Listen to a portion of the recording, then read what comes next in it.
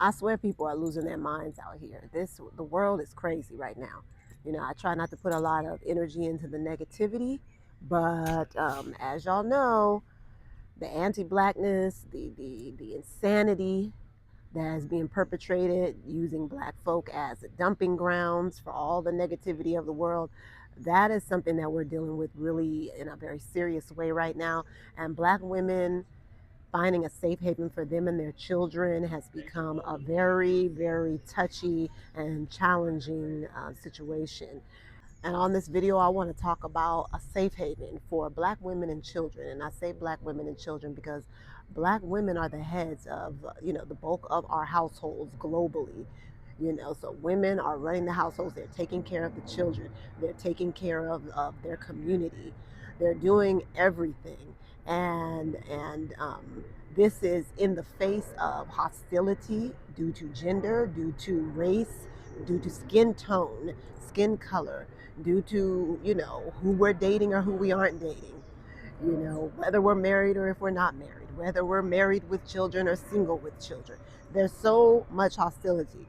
And so it's really important that we try to find a way to feel safe in this world right now as it is, given all the chaos, and understand who we are and what our real responsibility is, which is to create a space of wellness and healthiness and love and beauty for ourselves and for our families. And that's it, that's all.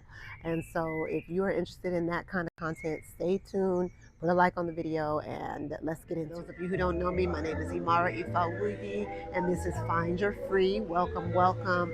And I am here today. I wanted to share a little bit about the concept of the safe haven for black women and children, because so many of us are looking for places that we can go where we can still feel our humanity, give our children exposure to a lifestyle that allows them to expand and grow. And I have been providing my children with that type of lifestyle since my daughter was about 1 year old. So 20 years now we've been living in different places. I would move, I would go and live in different places based upon the quality of life wherever we were at.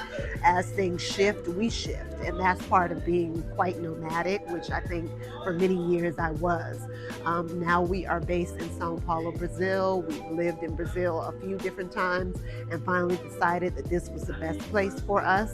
Now we're here living and supporting other mothers and families who, one, may want to move to Brazil as well, or are looking for support, traveling abroad with their children, starting over, finding what the topic of the video is today, a safe haven, somewhere they can be, where they can really just truly enjoy life despite the chaos of the times. So what's a safe haven? A safe haven is a place or even an asset that provides you with a sense of comfort and stability in times of chaos and disarray and insanity in your surroundings. And so for us as black women, I feel like our safe haven needs to look a certain way. It has to have a certain quality to it because we're different. We like different things, we move differently, our energy flows, in a way that's more attuned with nature and source energy. And so when we talk about a safe haven for black people and black women in particular, right now, while there's so much chaos, I think we know about the amount of rollbacks and racist agendas that are being perpetuated out in the United States, and how that's reverberating to the whole world right now. Even here where I am in Brazil, though Brazil is not outrightly racist in the way that it has been in its entire history towards black people, there are some laws in place that kind of keep people from expressing a lot of that outwardly here. There is an anti-racism law here. So though you can sense it and you know that people are prejudiced and they are bigots and they're looking at you in a certain light when you come around, they stay they ass in check. And so for me, Brazil allows me to move with less outright hostility in my environment. But I know when I was in the United States, you never knew what you was going to get. I mean, I grew up in California. It was the most racist place I've ever been in the United States. I'm so tired of people and these fake liberals talking about how, how California is the last bastion of equality and racial serenity. It is far from that. I grew up there, and them liberals and them folks out there are just hidden. They're more occult with what they do. And even not really, because I mean, we know about some of them dirty police forces in LA and the things that they have done in different parts of California. So we know that's all cap. So, but basically, for a safe haven for us, needs to look a certain way, has to have a certain quality, certain texture. So when I think about safe havens for Black women, one of the things that we need to be considering, and when we're looking for places, maybe even internationally to move to, is about 5 different things. The first one being, it has to be a place where you can move with your sensual soulfulness and your energy on bright, and it not be offensive outright to people everywhere you go. Where you don't have to be coming up against people trying to pull you down because you're shining, because you're soulful, because you are rhythmic, and you just got all this vibe, all this aura, as the children say these days. And so we move with a lot of that energy. And sometimes it can be off-putting for people. It even brings, demons up out of folks sometimes. I don't know why. It might be because of maybe their lack of, because they don't have that and they see that in us. And so a lot of times we have to be extremely protective of our energy in certain spaces, because we know there will be attacks if we come in our fullness. Case in point, corporate America, working for corporations. That's one of the things they love to do, is try to dampen down who we are, control us, tell us that we can't wear our hair in its natural state, that we can't do this, we can't do that, can't wear locks, can't wear braids, can't talk this way, do this. I have not a lot of corporate experience, but for the last few years, I have taken some jobs in different industries, such as in the solar industry and in real estate, and I have seen it for myself. Prior to that, I had more of a bohemian lifestyle. I was doing more entrepreneurial pursuits, some education and things like that. But over the last few years, seeing how things go down in corporate America, it's a lot of times it's about you dampening your light so that other people are not uncomfortable. And we know all of this. But when you're looking for a place to go in the world right now, I do not suggest jumping from the boiling water into the frying pan by going somewhere like Europe, where there's a lot of anti-Blackness.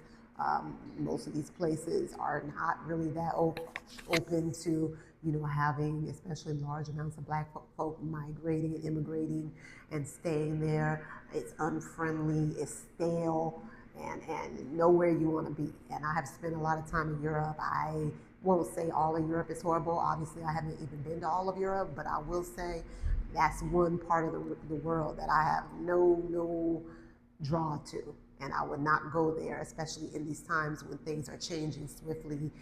People are really showing just how wicked they are. They're doing, acts that are horrendous to people just because they exist, Black people in particular. We don't want to take ourselves into those situations, and we don't want to take our children into those situations. We got to be thinking about having children, And so when you're looking for a safe haven, you need to be considering this. The next point that I would consider and make sure is on point when I'm thinking about finding a safe haven, finding somewhere where me and my children can just go and chill, is I would be considering the ability to build community. So some places are easy to migrate to, the cost of living is on point, and things are pretty much, smooth in terms of a lot of things, but maybe there's a close-offness of the community. Maybe it's hard to make friends. Maybe people are very conservative and they're not used to building and connecting with outsiders and people that don't look like them. And so when you're looking at, moving somewhere with your children, the last thing you want to do is move somewhere where building community, making friendships, connecting with other folk that look like you and stuff, it's almost an impossibility.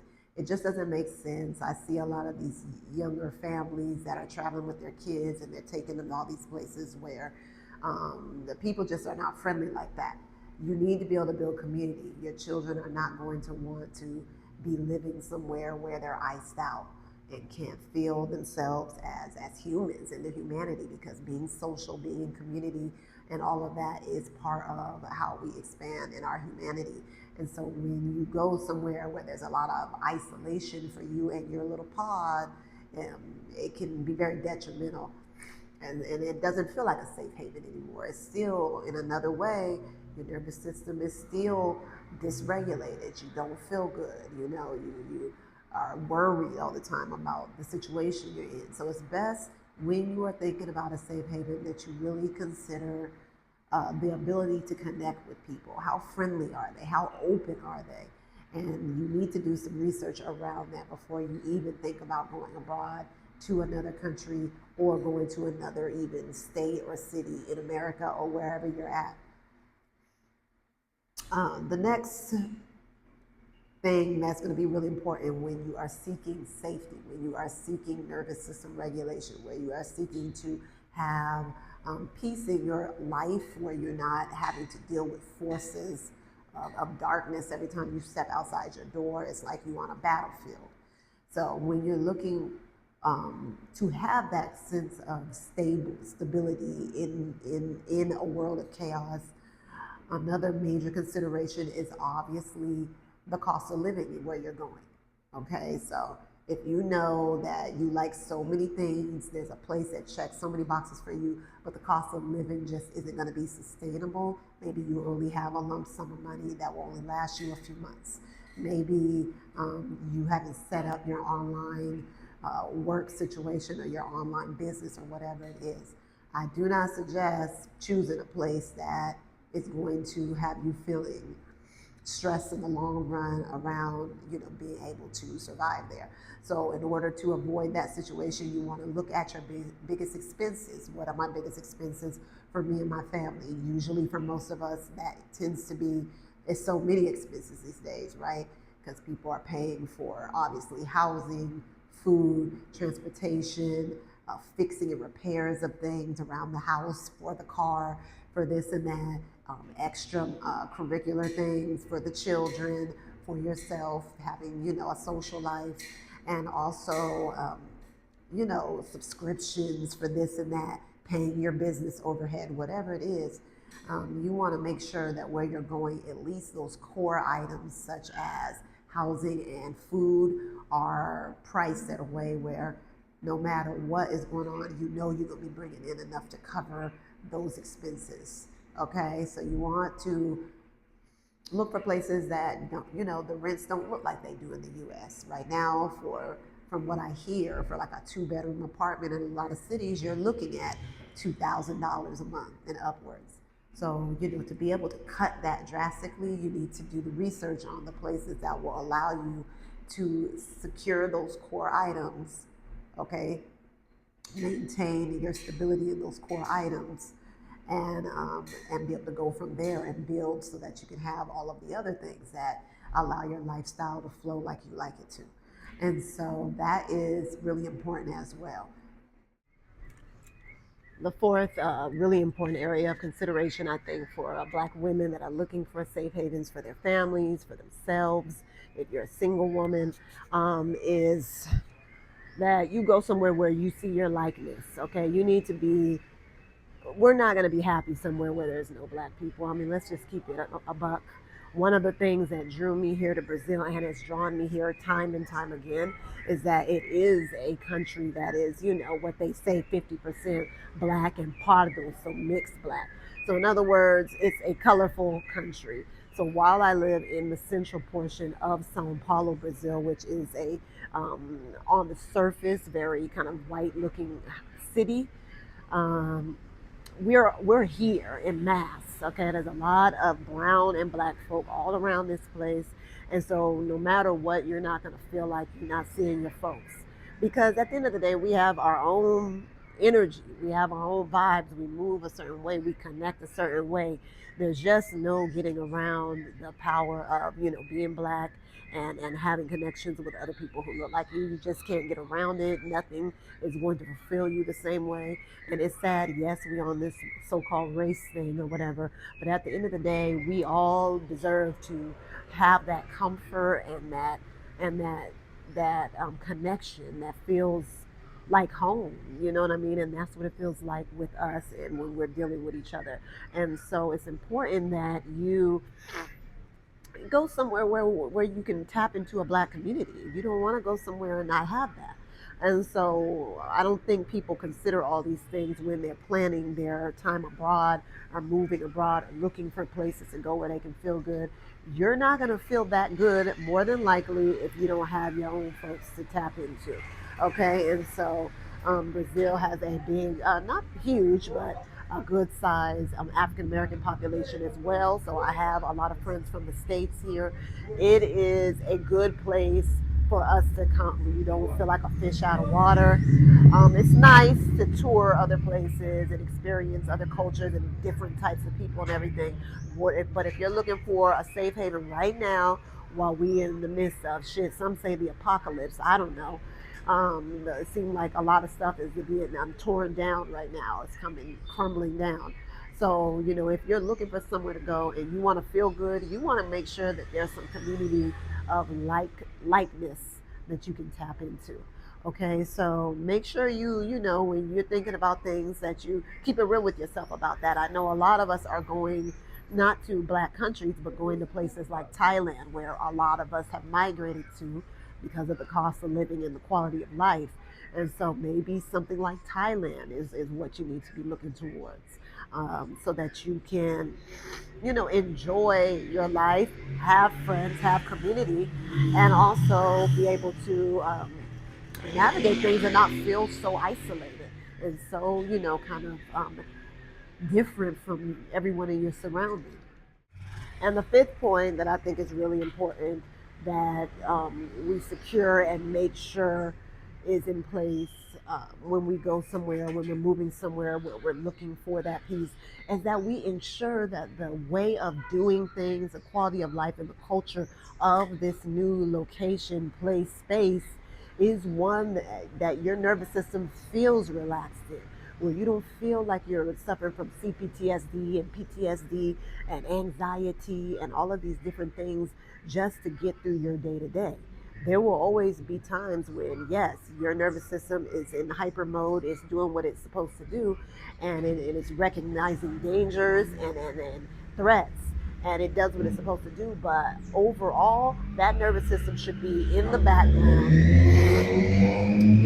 running, lightly in the background, on alert, but not hyper alert because you're safe, you're good, you feel relaxed, you feel smooth. I live in one of the biggest cities in the freaking world and I move throughout my day, no anxiety. I love my life here.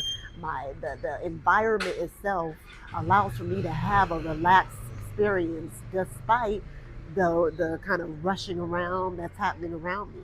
It's because that's just the nature of this place. That's the culture of this country, Brazil. That at the end of the day, people they're doing things in a way where there can be harmony in the environment most of the time, and so I don't have to feel pressed all the time, no matter what's happening around me. My nervous system is regulated here, and you can't necessarily guarantee that changing locations is going to give you peace, but when you're somewhere and you just cannot relax, your nervous system is just running in overdrive. It affects your sleep, it affects your mental health, it affects how you parent, it affects so many things. And so you definitely need to be considering all of this when you're making your decisions about where it is you want to go. And just so y'all know, we are offering relocation consultations right now, helping families to brainstorm, to develop a blueprint, a plan for their escape from the U.S. Because, baby, that's what it looks like needs to be happening for a lot of people. I can help. I have, like I said, 20 years of experience traveling with children and families. Also, We offer tours here in Sao Paulo, so if you're looking to, explore the city for a relocation or just on a tourist level, we have art tours, we have city tours, we provide those kind of services. So again, my links will be below. Check the links out. Support the video in any way you can. And please put a like and subscribe to the channel, okay? Thank you. Peace and love.